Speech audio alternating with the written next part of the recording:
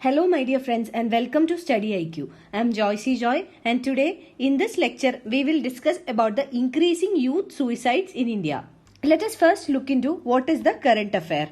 In India, the number of youth suicides are increasing and it is evident from the recent suicide incidents that education or social status is not a parameter for reducing the number of suicides in the country. So based on this, we will analyze what are the reasons for increasing number of youth suicides in India. Now, let us examine some of the recent incidents of suicides in India. So if we look into the recent incidents in India, we will observe that there are frequent news reports of suicides taking place in coaching centers. So it can be coaching centers which provide coaching for either engineering entrance or medical entrance or any other higher qualifying examinations. So this is very much evident from recent incidents. And according to the National Crime Records Bureau, between 2014 to 2016, within 2 years, there has been 26,476 incidents of suicides of students alone in India. So we are not talking about the overall number of suicides in the country, but this number is the number of students who have committed suicides in the country between 2014 and 16. So this number is alarming. And even among the 26,000 students, around 7,462 students have committed suicide due to failure in various examinations. So failure in examination is one major cause for students committing suicide. And now if we look into the Navodaya Vidyalayas in the country, in the past 5 years alone, the number of students who have committed suicides amounts to 49. So 49 students from Navodaya Vidyalayas itself has committed suicide in the last 5 years. And there are various incidents of students who committed suicide from entrance examination centers in Kota, where students were preparing for different medical and engineering or IIT entrance examinations. So all this draws to a link between educational ecosystem and suicides. It means that the educational ecosystem is more pressurizing that students are committing more and more number of suicides. So from various reports, it is understood that these young students who commit suicide, the main reasons are failure in the examination, constant pressure from the teachers, peer pressure, and also they lose a confidence on their future. So these students, they seem to have lost all their confidence on the future. So they think that failure in an examination is the end of everything. So that is the amount of pressure that they get from their teachers, from their parents, from their peer groups, etc. Now let us understand about the relationship between educational ecosystem and this increasing number of suicides among the students. So we have seen that there is a rise in the number of student suicides. So this puts in a question on the outcomes of education.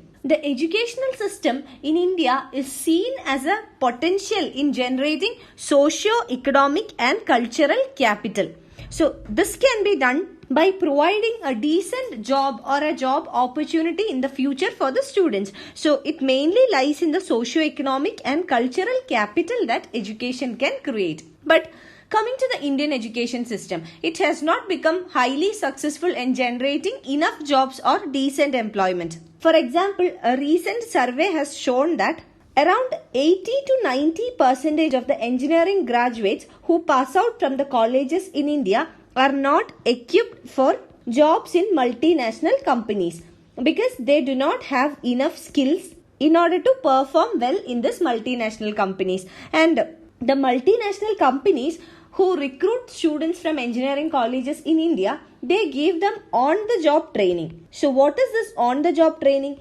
It means that the company itself is providing certain type of training to the students in order to equip them with certain skills. So it necessarily shows that the colleges or the educational system in India is not well equipped in order to provide enough skills and quality that a student should possess after they pass out from the engineering institutions or from the colleges or higher educational institutions. So the education system is not able to provide enough employment or decent employment for the students. And also, according to a survey conducted by ILO, International Labour Organization, the job status of nearly 77% of Indian workers are vulnerable, and also 18.9 million people would be unemployed, and this can happen in the near future.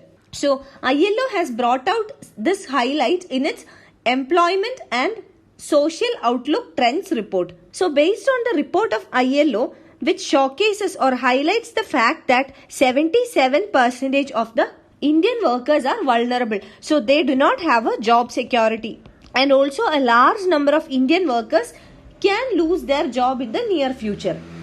This is a very negative remark on the higher education system in the country.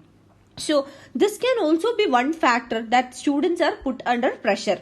So they are expected to constantly perform well. Only those higher educational institutions like IIT, IIM, etc. provide better quality training. That is a misconception among the parents and the students. So they feel that if they do not secure a seat in this premier institutions, they will not be getting a job security in the future. And also another major drawback with the higher education system or the entire educational system in India is that the students themselves has failed to enjoy the process of education. So instead of enjoying the process of education, they are put under constant pressure and stress. And along with all these factors, in this modern world of liberalization, privatization and globalization, the students lose their contact with the community. They lose the social bonds.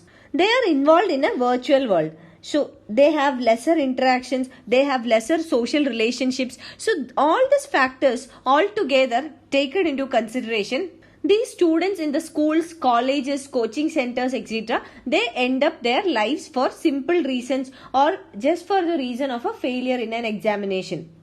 Now let us understand what are the measures taken by the government in this regard and what are the shortcomings in the measures taken by the government. Following the reports of suicides, the National Human Rights Commission sought information from the Ministry of Human Resource Development.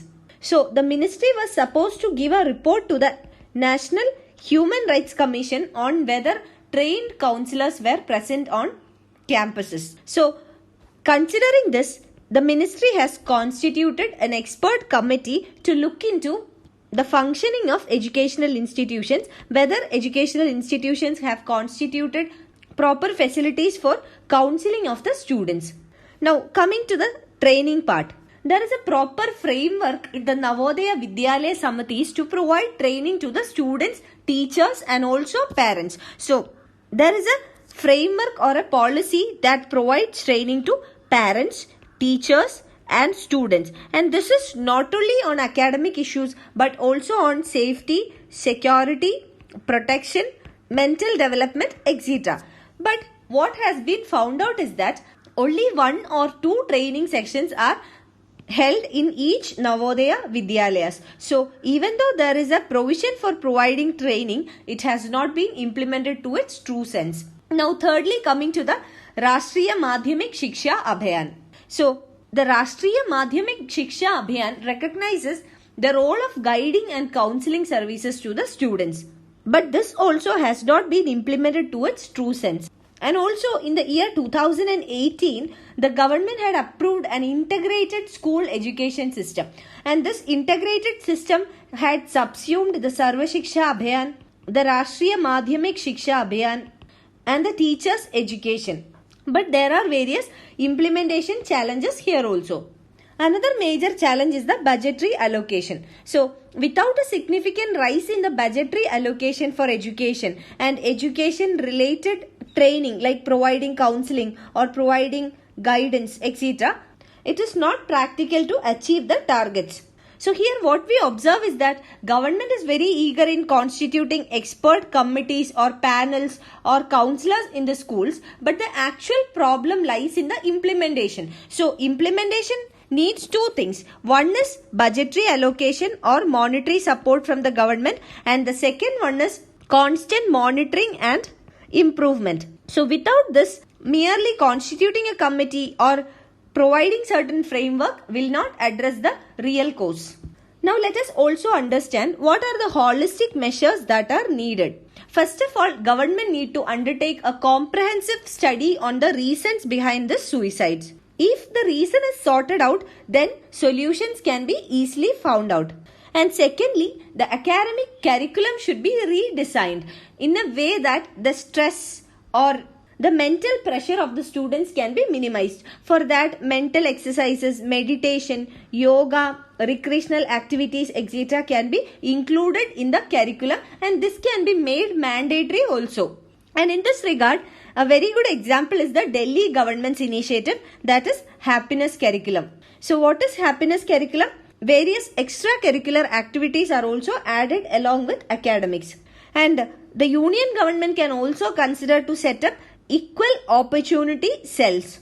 So this equal opportunity cells means anti-discrimination officer functional in universities and colleges. And above all, what is required is value addition in our education system. The education system in India must acquire new meanings, new ideas of living, and also it should enable students to understand newer possibilities that could transform their lives. So it should be able to make students convinced that an examination or a mere success is not end of everything, but there are even wider opportunities. You can find the PDF of this lecture on my Facebook page, and for any queries regarding your UPSC preparations, you can get in touch with me on my Facebook page, or you can email me at joyce.studyiq@gmail.com. Thank you.